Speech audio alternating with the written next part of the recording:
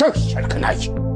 Сонда осында отырған бәріміз жұмысымызды тастап, бүкіл өмірімізді Дулатовты ақтауға жұмсауымыз керек екен ғой. Сен сонда алма. Дұрыс айтасыз аға. Жұмсауымыз керек. Өйткені ол Дулатов.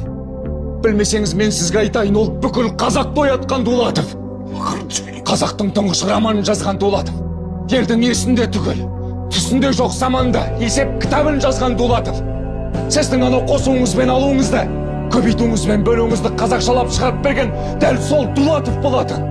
Оның публицистикасын әрбір қалам ұстадым дегендерге сабақ қылып өту керек. Онсыз да мына оқулықта оның аты жазылмаған қаншама шығармалары жүр. Қазақстан тарихын 300 беттік кітап қылып шығарған ең бірінші сол Дулатов емес пе? Тағы несін айтайын? Жоқ әлде түрмеде жатып күллі түркі баласына орысша сөздік жасағанын айтайын ба? Болды, жетеді. Шу болады ертең. Естісін, білсін, айтсын, шуласын. Ондай қуат, ондай жалын, ондай алапат өртті ешқандай да топан су сөндіре алмайды. Қазаққа қылған қызметін ешқашан ешкім де ұмытпайды. Оны халық жау дегендердің өзі халыққа жау.